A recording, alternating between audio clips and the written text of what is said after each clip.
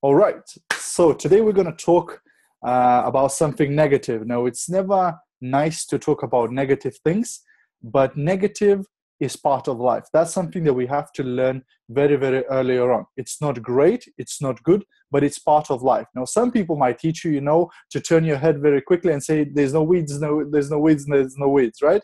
But they will take up your garden if you don't work on them, right?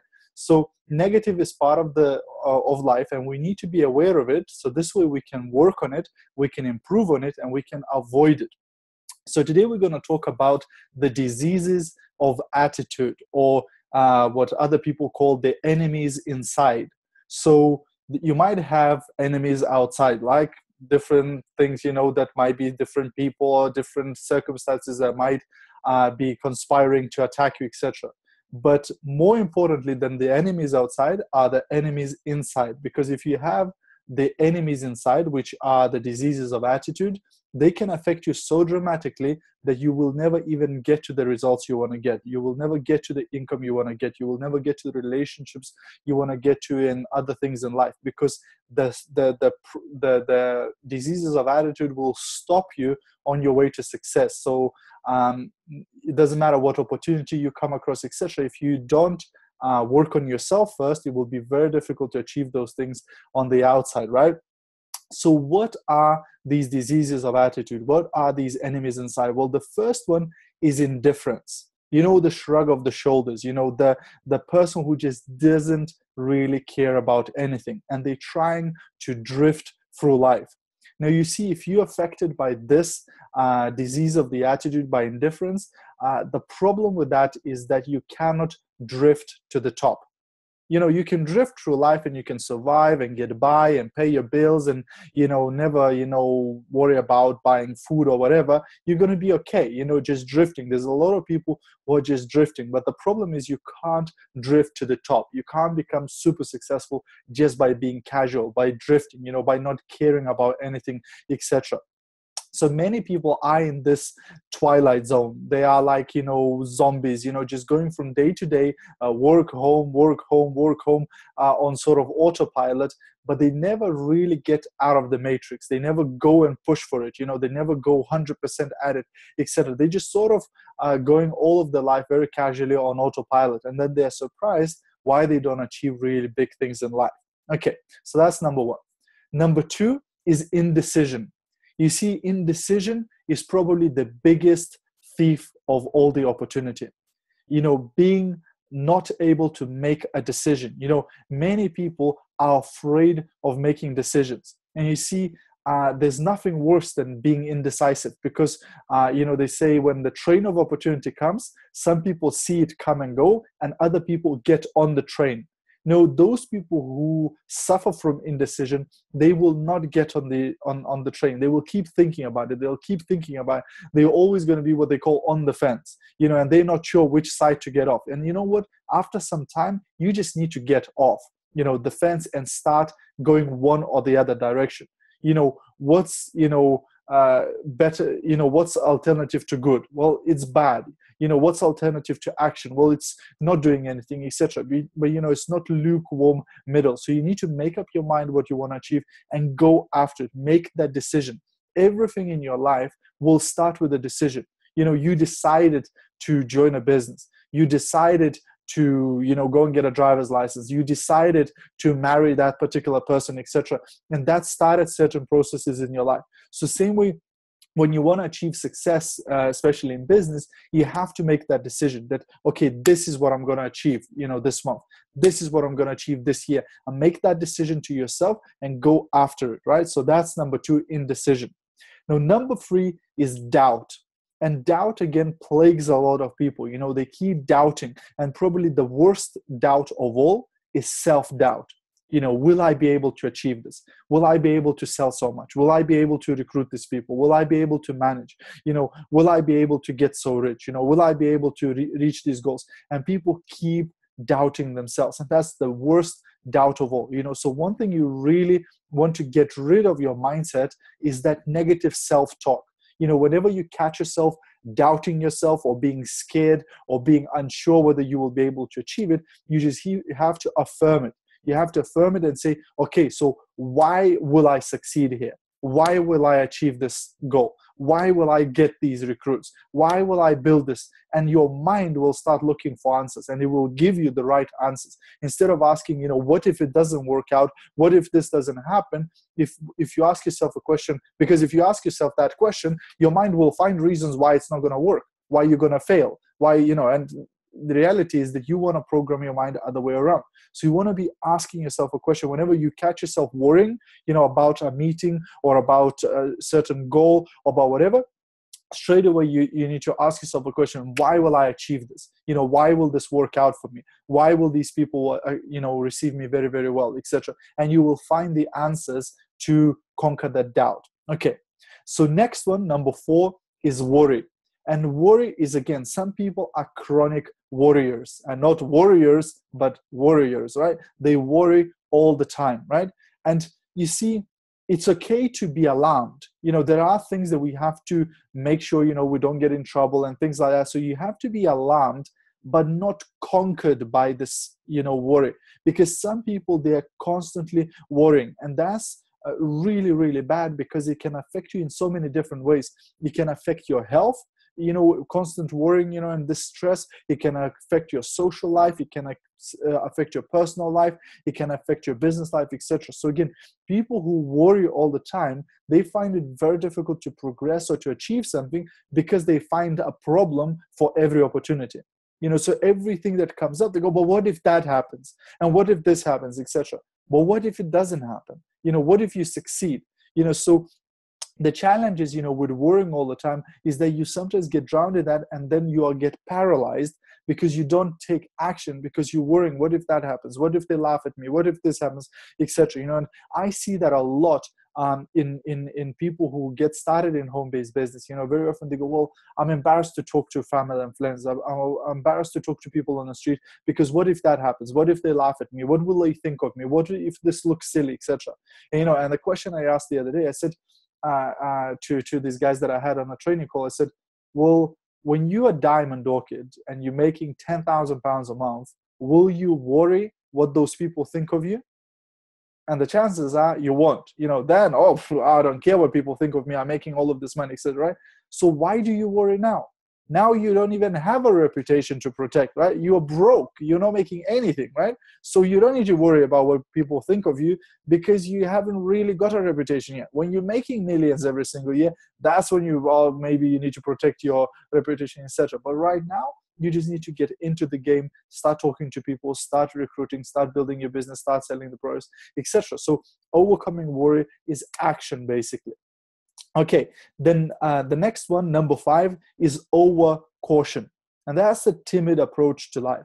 Again, some people are so cautious, they pass out on most of the opportunities, and they try to get away from risk. As soon as they hear risk, they're scared. But guess what? Safe is the new risky. Things that we used to take for granted are no longer safe. People talk about job security. It doesn't exist. There is no job security. Your employer can get rid of you tomorrow, and that's it. You have no job. Actually, being in business is the ultimate job security.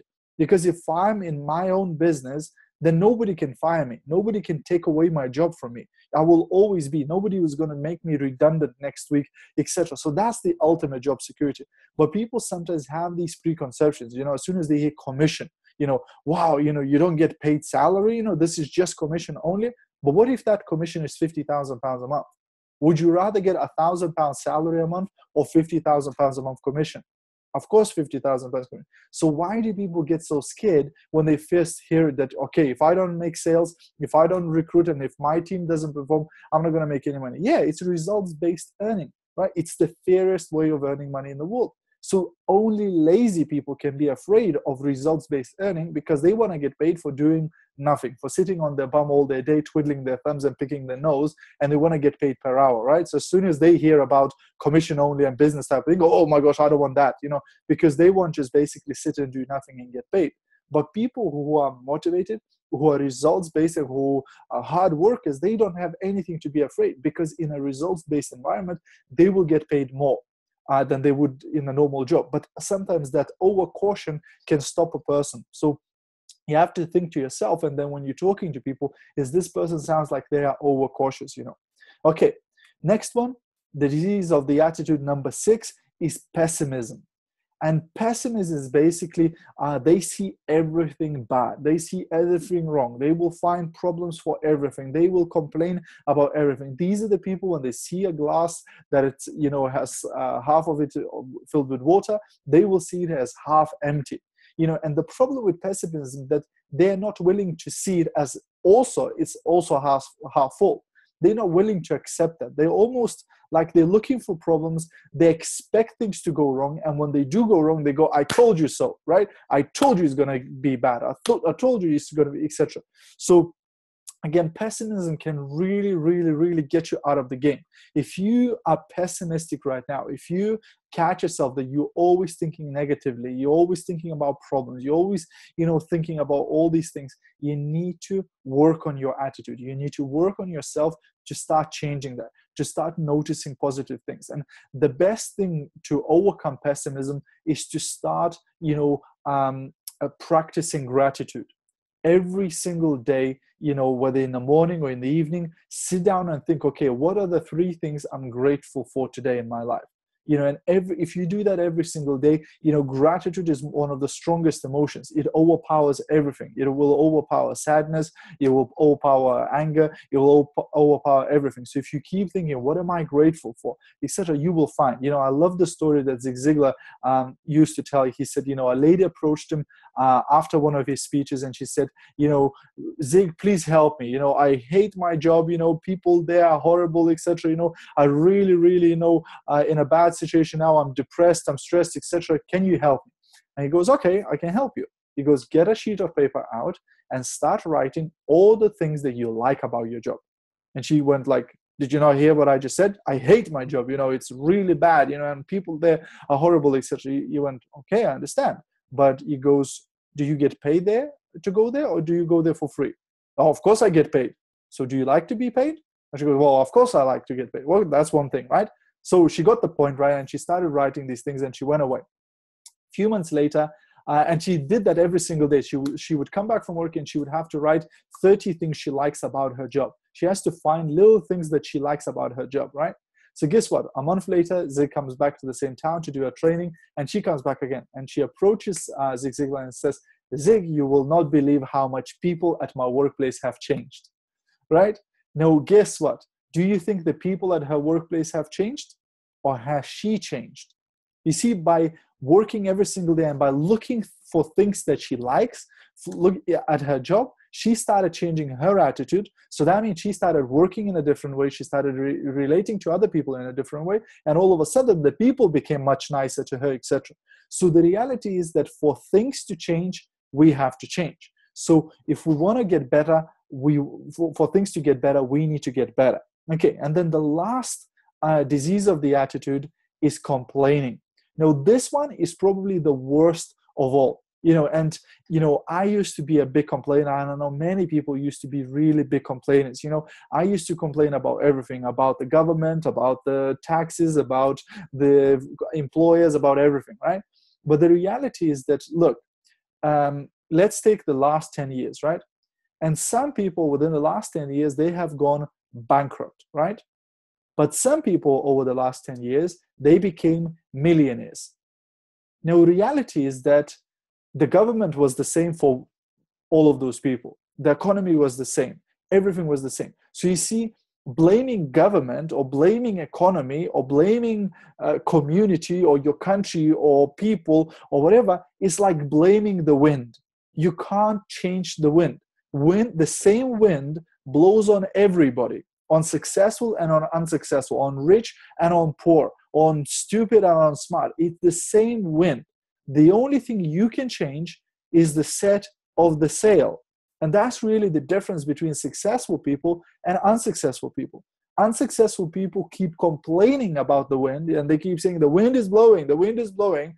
With successful people, they use that wind to produce something. They set the sail and they start going somewhere by using that wind. So same way complaining. Whenever you're complaining, you're basically giving away your power. Because if you blame, because of your poor results, you blame the product, or you blame the company, or you blame the stupid people, or you blame government, or you blame the prices or something, you're giving away control. That means you are no longer in control of your life and of that situation, and you have no power to change it. The only way to counteract that and to defeat complaining is to take responsibility. Whatever happens in your life is your responsibility. Whatever you get, it's due to you. So if you succeed, well done you. If you're failing, it's your own fault. Right? If you take that responsibility, and I know it might be a hard pill to swallow to begin with, like, oh, my negative husband or my negative wife is not my fault. You say, well, they might be, right? You took that person, you married that person, you made that decision, right? So at the end of the day, if you think most of things that we think are just accidents in our life are actually were caused by the decisions we have made in our life, maybe a week ago, maybe a year ago, maybe 10 years ago, etc. But most of the things, if you're rich or you're poor, again, they say if you're born poor, it's not your fault. But if you die poor, that's your own fault, because that means you made decisions not to change it, not to overcome that, etc. and everything else. So when we take responsibility, we gain power. Now we feel empowered and enthusiastic and motivated to do something and change something in our life. Whenever I talk to people about, taking control of their life, I always say, imagine that your life is a bus. Where are you on that bus? Are you just sitting as a passenger in the bus and letting this bus to go wherever it takes you? Or are you the driver of the bus and you making decisions where this bus is going to go this week, this month, this year, over the next 10 years, etc.? Do you feel 100% in control of your life and of your business, etc.? So that's the last disease of the attitude, guys.